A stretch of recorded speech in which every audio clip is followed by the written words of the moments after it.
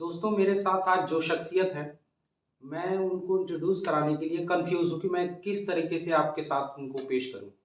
आप डॉक्टर हैं, आप ट्रैवलर हैं, आप पॉलिटिशियन हैं, आप समाज सेवी हैं, आप यंग बॉय हैं। तो इस कंफ्यूजन को दूर करने के लिए मैं उन्हीं से डायरेक्ट पूछता हूँ कि सर आप क्या हैं।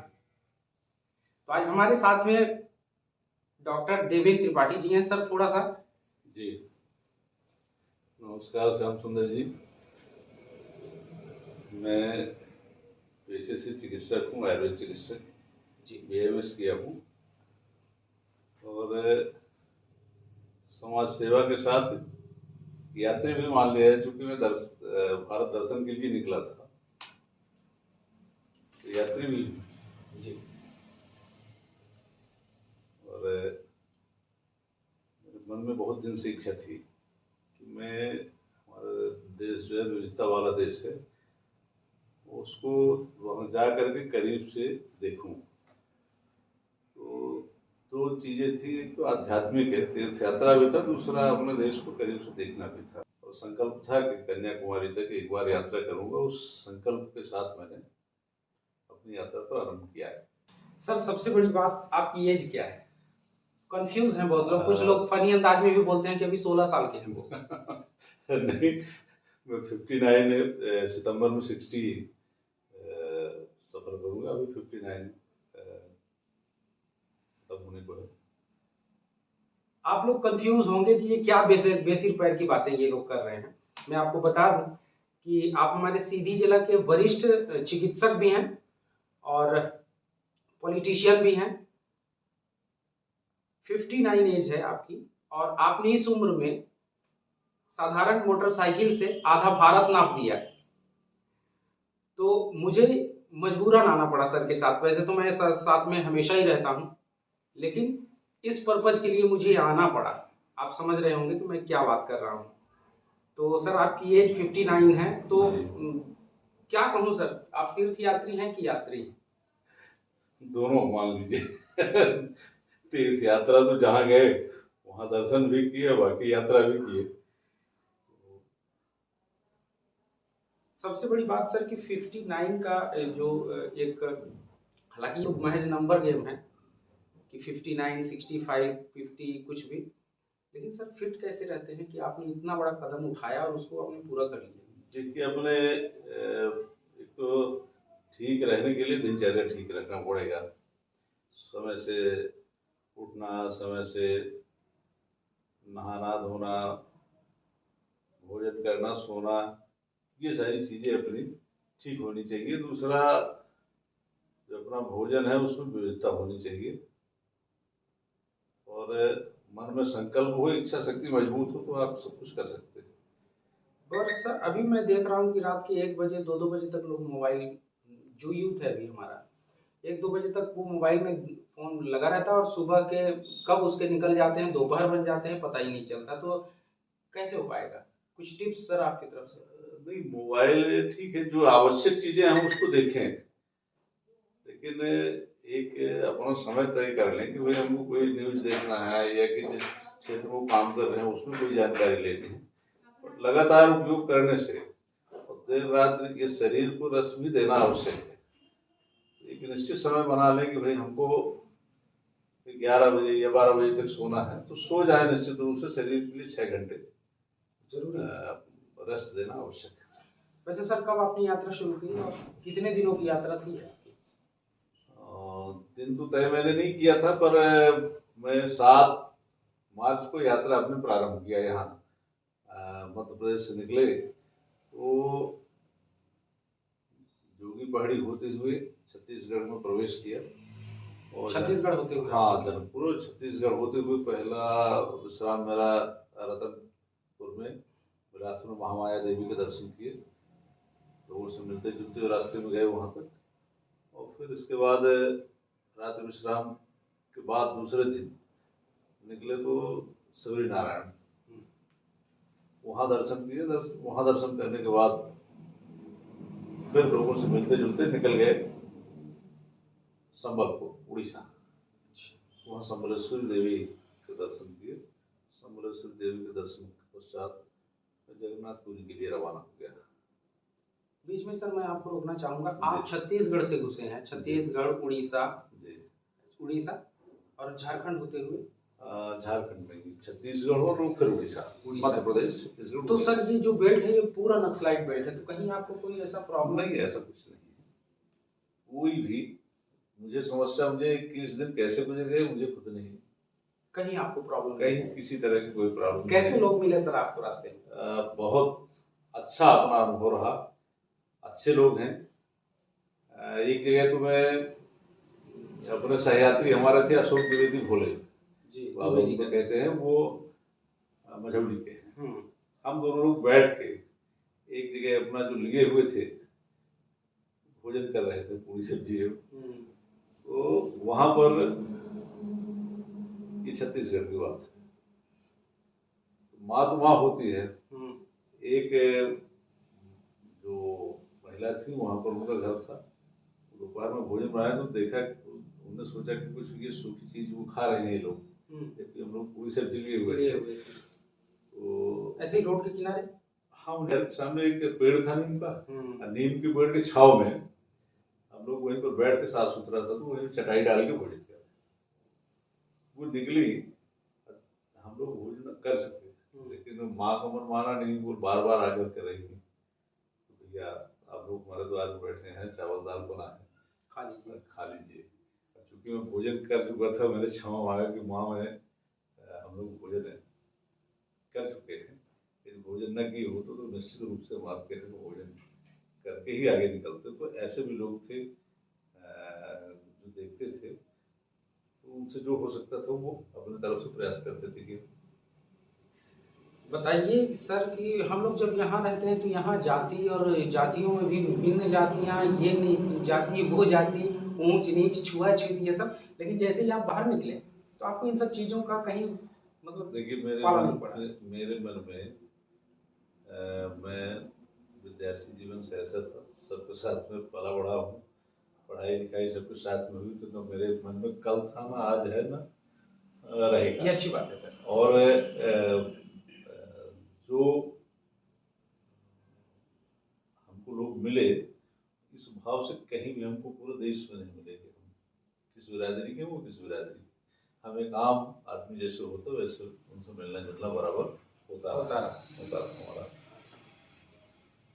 और जगन्नाथपुर से आगे मैं निकला, यहाँ हमारे एक सिलाई का काम करते हैं, वर्षों मैं जानता हूँ उनको, यहाँ सीधी में वो तुलसीदास राव है, जो रेनबो टेलर के नाम से आपको मालूम होगा। हाँ सर। और टॉप मोस्ट, ये लोग मूलतः वहीं के हैं, आंध्र प्रदेश के। और मैं भी कभी कभी इनके यहाँ कपड़े सिलवाने जाता था। और मैं जब निकला, मेरे पास मोबाइल नंबर था, तो मैंने उनको फोन लगाया कि आप सीधी में हैं या कि गांव में है, पता चल रहा है कि इस समय। बोले कि भाई साहब इस समय मैं गांव में रहता हूँ। मेरे आने की इच्छा है। तो वो हंस करके बोले कि भाई साहब मैं मछुआरों का गांव है, कहाँ आएंगे? अच्छा। तो मैंने कहा भैया मैं आना चाहता हूँ, आप बताओ। तो मैंने तो ये नहीं कहा कि किसका गांव है, मुझे तो आप मेरे मित्र हो, मुझे मिलना है। उन्होंने पूछा कि कहाँ पर है, तो मैंने बताया कि मैं इस समय एक इच्छापुर करके जगह है, वहाँ उड़ीसा और आंध्र का बॉर्डर लगता है। उन्होंने कहा कि मेरा यहाँ से 20-25 किलोमीटर और आगे आएंगे तो बाएं साइड में बारवा करके एक गाँव है, तो वहाँ जो लोकेशन डालेंगे तो मिल जाएगा आपको। और मैंने ऐसे ही किया, और वो मेरा इंतजार कर रहे थे। मैं गया तो घर मिले, और जिस आत्मीय भाव से वहाँ के लोग मिले, तो मैं उसका बयान नहीं कर सकता, मैं अपना गदगद किया। और उनके यहाँ जलपान किया। उसके बाद उनके एक रिश्तेदार थे, उन सब लोगों के साथ में चले गए समुद्र किनारा घूमने। जब तक मैं लौटा तब तक उन्होंने भोजन भी बना डाला। तो मैंने कहा अभी तो नाश्ता करवाए हैं, भोजन इतना जल्दी कैसे कर पाएंगे? फिर उन्होंने भोजन पैक करके हमको रास्ते के लिए दिया, और बीच बीच में वो फोन करके हालचाल फेसबुक से जुड़े हुए थे, और फोन पर भी बात उनसे होती थी। तो ऐसे आदमी लोग हैं। और फिर इसके बाद वैसे सर सीधी से मैं कहूँ जी, तो सीधी से आपकी यात्रा ये कितने किलोमीटर की रही? ये पूरी यात्रा मेरी 6273 किलोमीटर। 6273 किलोमीटर की यात्रा। जी, और कितने स्टेट पड़े सर? 9 9 स्टेट। समय 21 दिन। 21 दिन। वो बार भी बार बार मैं अटैक कर रहा हूँ एज को, एज 59 और आपने आधा भारत नाप दिया। मुझे ना तो कहीं उम्र मेरे आड़े आई और ना ही मुझे लगा कि मैं कहीं सर यूथ को आपने शर्मिंदा कर दिया है, नाराज हैं सर वो आपसे। मेरा तो कहना ये है कि भैया मुझे भी जो प्रेरणा मिली जी मुझे लगा कि लोग पैदल, मैं सोशल मीडिया में देखता था एक लड़की का, वो देखता था कि वो पैदल भारत लिफ्ट से भ्रमण, सर। ठीक है, जी भारत भ्रमण में निकली है। तो एक लड़की यदि जा सकती है, साइकिल से लोग दुनिया का भ्रमण करते हैं, हमारे यहाँ में विदेशी पर्यटक आते हैं, हमारे यहाँ के भी लोग जाते हैं, ये तो मेरा देश है, मैं वहाँ क्यों नहीं जा सकता? ज्यादा से ज्यादा क्या होगा, मुझे होगा, गाड़ी चला रहे हैं, कहीं पंचर हुई कहीं कुछ हो, तो हर जगह सुविधाएं हमारा नहीं। आत्मबल मजबूत होना चाहिए, ये आप संकल्प करो कि मुझे सबसे बड़ी बात सर आज ये है, सिर्फ प्लानिंग करते रह जाते हैं। ये टाइम होगा तो फिर मैं जाऊंगा, इतना पैसा होगा तो जाऊंगा, ये काम कर लूंगा, फुर्सत हो जाऊंगा तब जाऊंगा, और इसमें उम्र कट जाती है। और एक टाइम ऐसा आता है जब आप डिपेंडेंट हो जाते हैं दूसरे पे, और फिर कुछ भी संभव नहीं हो पाता है। तो सर आपने वाकई में बहुत बड़ा काम किया है, और मुझे आना पड़ा और आपका इंटरव्यू पॉडकास्ट इसलिए करना पड़ा कि आप प्रेरणा बने हैं सर। चलिए धन्यवाद। ये हम हमारे कहीं भी ना तो जरा सा थकान लगी, ना मुझे ना मेरे सहयात्री को। 6500 किलोमीटर का जो आपकी ये यात्रा रही कन्याकुमारी तक, तो कोई ऐसा बेहतरीन वाक्य जो आपको मतलब याद रहा हो? दो तो मैंने आपको सुनाया कि एक छत्तीसगढ़ में और एक वहां जब गए आंध्रा में जी। और एक जगह ऐसा हुआ कि तूफानी बारिश हुई और मुझे अपने मन में लग रहा था कि, और रात भी हो गई उस समय, और शहर जहाँ रुकना था वहां से दूर था। मैं थोड़ा सा रोकूं सर, कुछ लोगों ने ये भी कहा कि अरे वो अमुक पार्टी के नेता हैं तो उनका कनेक्शन होगा तो उनको तो रहने खाने की पूरी फैसिलिटी होगी। नहीं, मैंने किसी को टच नहीं किया, मेरी ये यात्रा व्यक्तिगत थी और मैं भरपूर आनंद उसका ले रहा था, मैंने किसी को कहीं टच नहीं किया।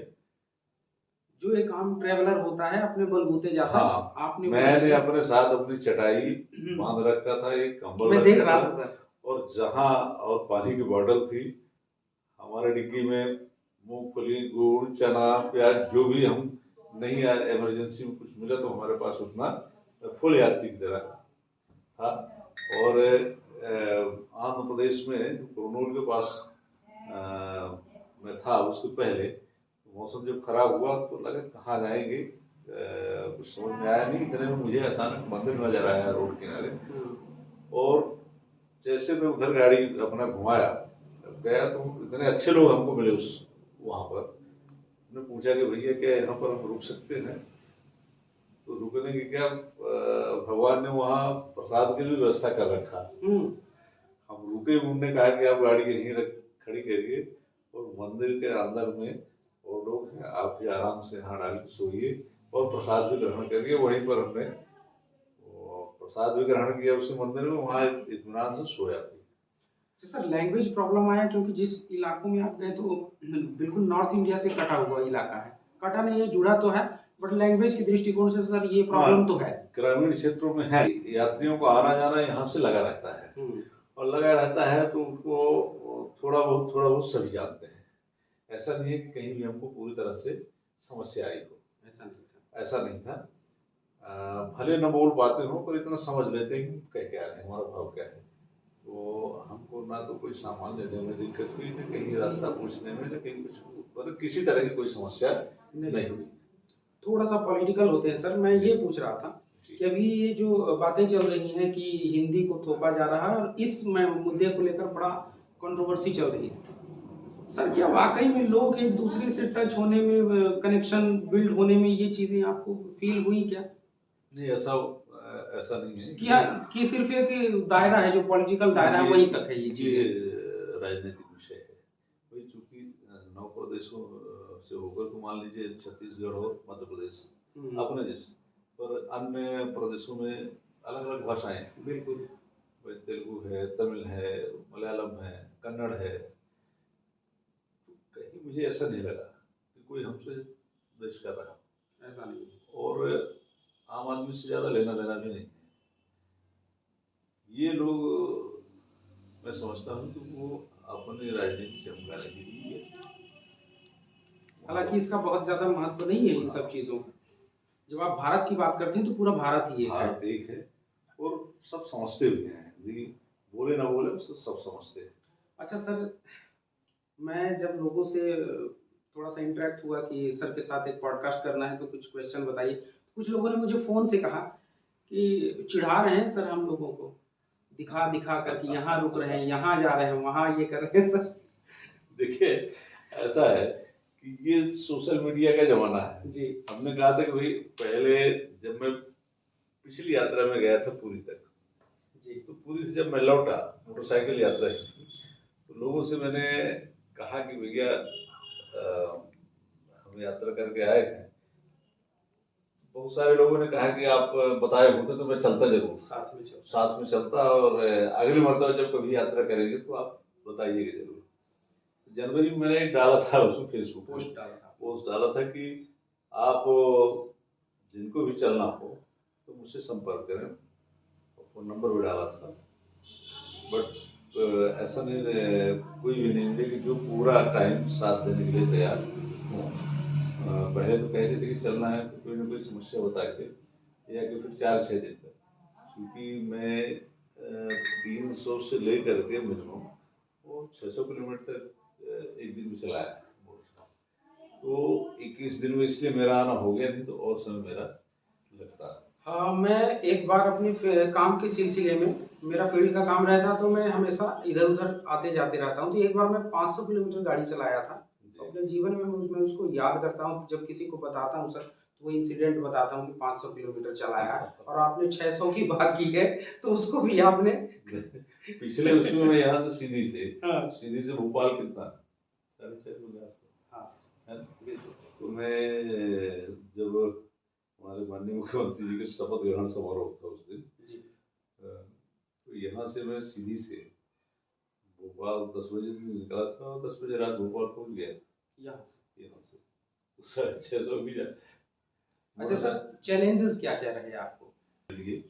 मेरा लक्ष्य ये था कि जैसे मान लीजिए मैं गया, दर्शन किया, गया रुका हूँ तो 300 किलोमीटर पर रुक गया, दर्शन करने में हमको समय लगा, रात्रि हो गया, विश्राम कर लिए तो 300 किलोमीटर भी हो गया। अगला मुझे यदि अगला स्टेशन जहाँ मुझे रुकना है वो 550 किलोमीटर है, तो मेरा लक्ष्य वो स्टेशन रहता था, मैं 550 पार करके जाते थे। हाँ, हर हाल में हाँ। और मुझे ना तो शारीरिक रूप से कोई दिक्कत हुई, नए रास्ते। बाइक ने कहीं धोखा दिया आपको? गजब की बात। बाइक अच्छा, बहुत से लोग सोचते होंगे कौन सी बाइक से आप गए थे, कौन सी बाइक थी सर? यही हमारी 2013 की स्प्लेंडर है। मैंने बोला था कि एक साधारण सी बाइक से, साधारण मोटरसाइकिल से आधा भारत आपने नाप दिया। और मुझे ना तो कुछ थकान महसूस हुई, और मैं सबको ये कहता हूँ कि भाई अपना देश है, आप देखिए जाइए, वहाँ का प्राकृतिक क्या देखना चाहिए सर, क्या है अपने देश में? देखिए क्या है, अपने यहाँ हम फसल लेते हैं तो खरीफ से और रबी, और वहाँ एक फसल ये भी देखने लायक है कि भाई रोपा लग रहा है, धान कुछ जैसे अपने यहाँ कहते हैं कि गलेथी, मतलब उसके निकल रहे हैं, और कुछ पक के तैयार है। फसलों में भी फसलों में भी है। लोगों का पहनावा भी थोड़ा सा भाई यहाँ से वहाँ वो लुंगी और वो सफेद पहनने को, बोलचाल भी है अपनी, और बाकी प्राकृतिक दर्शन जो अपने होते हैं, पहाड़, हरियाली, पेड़ पौधे, वो तो सारी चीजें। एक चीज सर, एक दुविधा थी, एक मेरे मन में भी थोड़ी थोड़ी कभी कभी आती है, और कुछ लोगों ने भी कहा कि जब आप साउथ की तरफ जाते हैं तो खाने के लिए वेजिटेरियन लोगों को, शाकाहारी व्यक्तित्व वाले जो हैं उनको दिक्कत होती है ऐसा कुछ, या उनके लिए है सुविधाएं? नहीं, सुविधाएं ऐसा नहीं है, आप खाना क्या चाहते हैं ये आपके ऊपर डिपेंड करता है। ठीक है, अवेलेबल है। अवेलेबल भाई, यहाँ देखिए, वहाँ गेहूं कम होता है, होता ही नहीं है उत्पादन। रोटी मिलती है तो रोटी मिलती है वो मैदे जैसे पतला आटा है, जी जिनकी खाने की आदत वो खाते हैं, पर अपन लोग उसको नहीं वो कर पाते। पर चावल आपको उपलब्ध है हर जगह, दाल उपलब्ध है, दही उपलब्ध मिल है, जाती है। सांभर उपलब्ध है, आप जो खाना चाहो खाओ। अच्छा, जैसे आपने बात की सर जगन्नाथपुरी की, जी। वाकई में कुछ चीज़ें ऐसी हैं जो लोगों को देखनी चाहिए, मतलब अद्भुत चीज़ें। मैंने तो यूट्यूब पे देखा है और मेरी दिली इच्छा थी कि मैं जाऊं, किसी कारणवश मेरा टिकट कंफर्म नहीं हो पाया तो मैं नहीं गया। ऊपर उसमें जो आप चारों तरफ घूमे हैं मंदिर के बाहर पर, तो जो ऊपर चक्र लगा हुआ है, सुदर्शन चक्र जी का। जिधर से आप देखेंगे आपको लगेगा ये मेरी ही तरफ घुमा। ऐसा तो नहीं है, लेकिन कैसे होगा सर, मैं सोच रहा हूँ कि वायरिंग तो नहीं फिट है उसमें। नहीं, ऐसा तो नहीं है, लेकिन आप देखिए कभी जाने का मौका लगे। और ध्वज जो है वो प्रत्येक दिन उल्टा चढ़ के उस शीर्ष पर वहाँ गुम्बज पे उल्टा चढ़ता। हाँ, मैं तो ये सही है सर, उल्टा चढ़ जाते हैं लोग।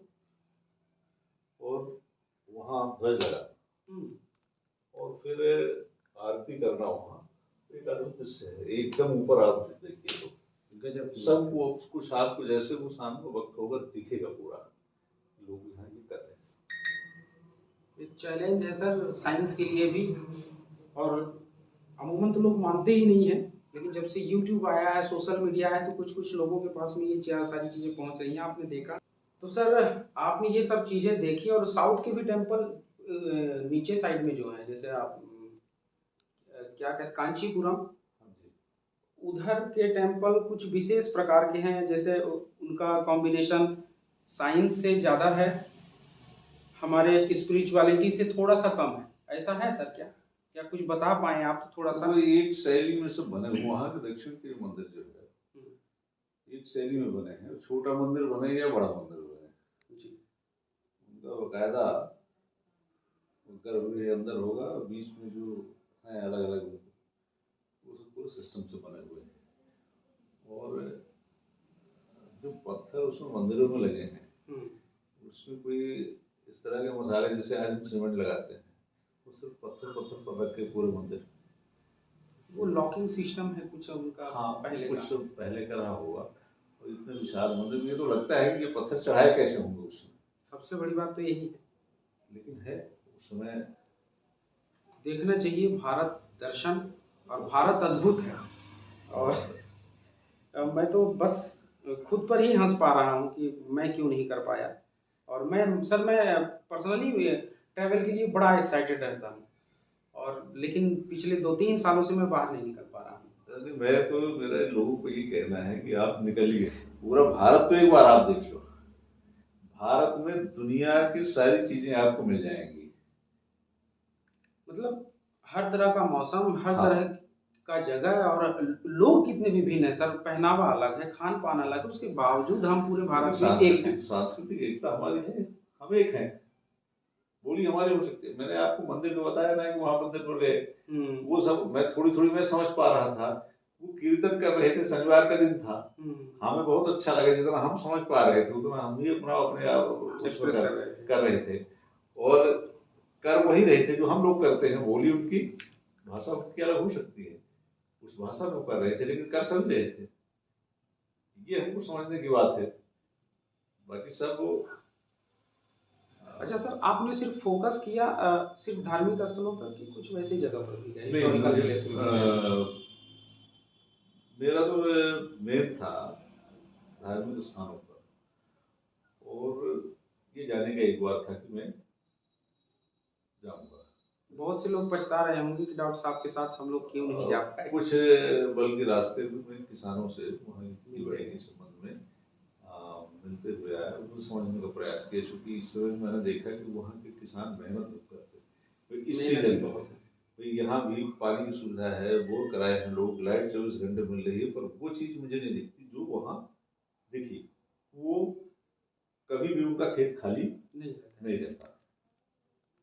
वहाँ से जब महाराष्ट्र से मैं निकलते समय, महाराष्ट्र और अपने मध्य प्रदेश के महाराष्ट्र इधर तो सर अकाल और इन सब चीज़ों के लिए बड़ा मशहूर है। जी, लेकिन मैंने जब देखा हम्म, तो मुझे लगा कि लोग मेहनत कर रहे हैं, तो ये सारी चीज़ें एक किनारे हो।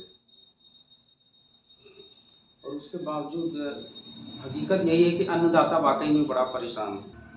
तो सर आपने जो पोस्ट डाला था, बहुत से लोग आपके साथ नहीं आ, बहुत से लोग क्या कि नहीं ही आ पाए। एक आपने बताया कि दुबे जी आपके साथ गए, अगली बार कब जा रहे हैं सर? तो उनके पास में ये होगा कि अब तो जाऊंगा उनके साथ। अब देखिए कब बनता है प्लान जाने क्योंकि का। आप एक साइड तो घूम आए। अभी मेरी इच्छा है आंतरिक कि मैं उत्तर भारत के तरफ हिमाचल की कुछ शक्तिपीठ है वहाँ आध्यात्मिक यात्रा के दर्शन करने के लिए, और उसके बाद लेह, लद्दाख, कारगिल, श्रीनगर होते हुए वापस। ये अभी ये समय नहीं तय है, लेकिन मेरी इच्छा है कि एक बार पूरा भारत नाप देंगे सर आप। और मेरा तो कहना है कि आप घर से निकलिए, 4-6 लोगों का एक अपनी टीम बना लीजिए, और टीम बना के चलिए तो और आनंद आएगा उसका, और देखना चाहिए। सर बहुत सारे सवाल थे, लेकिन आपने इतने अच्छे तरीके से मुझे कन्विंस किया, और जितने सवाल मेरे पास में थे जो मैं सोच पा रहा था, आपने सभी का बहुत खूबसूरती से जवाब दिया है सर। और सबसे बड़ी बात कि आपने सर, चाहे आप कह लें कि हमारा मजाक उड़ाया गया, हमें चिढ़ाया गया, या हमको साथ नहीं लेकर गए, हम क्यों नहीं जा पाए या हम क्यों नहीं जा पा रहे हैं, ये सारी चीज़ें आपकी बहानेबाजी है, मैं ऐसा मानता हूँ। क्योंकि मैं भी तो नहीं जा पाया, और इन्हीं सब चीज़ों से बाद में पता चला कि नहीं यार, वो काम बाद में हो सकता था, मैं चला जाता तो ठीक रहता। सर मैं तो आगे यात्रा के लिए आमंत्रित कर रहा हूँ कि जो चलना चाहे, बस मन में ये ठान लीजिए, आत्मबल मजबूत हो कि हमको यहाँ जाना है, तो आप कहीं भी जा सकते हैं। जो टाइम आपने चुना था सर, बहुत अच्छा टाइम। हाँ, ये समय ऐसा था कि ना तो मुझे ठंड का सामना करना, मैंने भी वो डेट इसलिए ही चुनी थी सर कि माँ को थोड़ा सा प्रॉब्लम है, हार्ट की पेशेंट है, शुगर है, इन सब चीज़ों, तो मैं हार्ट के लिए उनके लिए डर रहा था कि कहीं ऐसा ना हो कि ज़्यादा ठंड की वजह से दिक्कत हो, तो ये टाइम पीरियड ठीक रहेगा शादी के लिए। और मुझे, मैं सबसे थोड़ा सा भाग्यशाली ये हूँ कि मेरे माता पिता भी दोनों लोग हैं।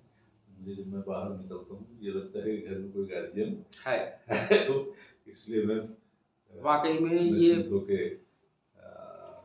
वो आपके बैकबोन होते हैं। अभी जैसे मेरे पापा नहीं है तो बहुत से काम मैं करता हूँ तो मैं इमोशनल हो जाता हूँ, और क्या ही कहूँ, मैं बोल नहीं पाता जब पापा की बात आती है। और मैं आपको बताऊँ कि मैं इतनी कठिन परिस्थिति में मेरे पिताजी ने मुझे पढ़ाया, पढ़ाने के बाद इस लायक बनाया, तो वो जब तक घर में रहते हैं तो मुझे ये चिंता रहती है कि मेरे घर पे हैं कोई मेरे से बड़े, वो मैं निश्चिंत होकर निकल जाता हूँ।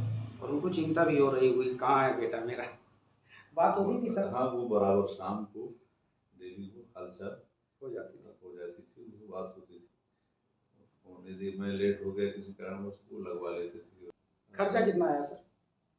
अब ये मैंने वही नहीं किया, जो आया वही फ्यूल पे आया होगा, जो भी है जैसा भी है। एक एवरेज अगर कोई जानना चाहे कि मैं इतना लेकर निकल जाऊं तो मैं आ जाऊं, पहले वो ये तय तो करे कि मुझे जाना है, पहले तो आत्मबल मजबूत करे कि मुझे जाना है, पहले तो प्लानिंग चाहिए। और जब तक वो तय नहीं करेंगे, मेरा लक्ष्य था कन्याकुमारी तक पहुंचना डायरेक्ट, तो कन्याकुमारी तक पहुंचना था, तो इसीलिए मैंने किसी दिन 300 किया ट्रेवल, तो किसी दिन 450 किया, तो किसी दिन 600 भी किया, क्योंकि मुझे कन्याकुमारी तक जाना था। तो मेरा लक्ष्य था कि मैं इधर का ये पूरा बृहद रूप से देखूंगा, लोगों से मिले जुलूंगा, दर्शन भी होंगे और मिलना जुलना भी होगा। और मुझे बहुत ही अच्छा लगा, मुझे अनुभूति बता दूँ उस यात्रा का, कहीं भी जहाँ गया तो दर्शन इत्मीनान से हुआ और लोगों से मिलना जुलना हुआ, कहीं मुझे नहीं लगा कि मैं अपनी जगह से बाहर। भाई मैं 21 दिन में लौट आया, आपको 1 महीने लगे, पर 1 महीने समय निकालने का आपके पास साहस है। हाँ, ये बड़ी बात। हम ये नहीं कहते कि आप अपना नुकसान करें, पर जब कभी समय लगे, मैं सबको कह रहा हूँ कि जो भगते हैं कि वो स्पेन जा रहे हैं छुट्टी मनाने, स्विट्जरलैंड जा रहे हैं, जर्मनी जा रहे हैं, पहले पूरे भारत तो आप देख लो। अपना भारत तो आप अब देखें। भारत अपना पूरा देख लो, तो दुनिया के सारे देशों के दर्शन आपको यहीं हो जाएंगे, सारी संस्कृति आपको यहाँ मिल जाएगी। उम्र 55 की और दिल बचपन का। आप देख रहे हैं कितना मोटिवेशन है, कितना मोटिवेशन है। मतलब गागर में सागर वाली बात, कई चीज़ें हैं सर के अंदर में। आप अभी जब इंटरव्यू चल रहा है तो पेशेंट भी आए हुए हैं, बीच बीच में आप पेशेंट भी देख रहे हैं या उनको रोक रहे हैं। तो यहाँ की भी जिम्मेदारी, पेशेंट की भी जिम्मेदारी, पॉलिटिशियन हैं, समाज सेवी हैं, और भी पता नहीं सर आपका व्यक्तित्व कैसा है और क्या क्या चीज़ें हैं, मैं तो इतना ही जानता हूँ। तो इस पॉडकास्ट में सर आपको आने के लिए बहुत बहुत धन्यवाद सर, और इस यात्रा को, मंगलमयी यात्रा को कंप्लीट करने के लिए बहुत शुभकामनाएं सर आपको। धन्यवाद, प्रणाम आपको, और नवरात्रि की भी बहुत शुभकामनाएं सर। आपको भी मेरी ओर से सपरिवार शुभकामनाएं। आपको धन्यवाद।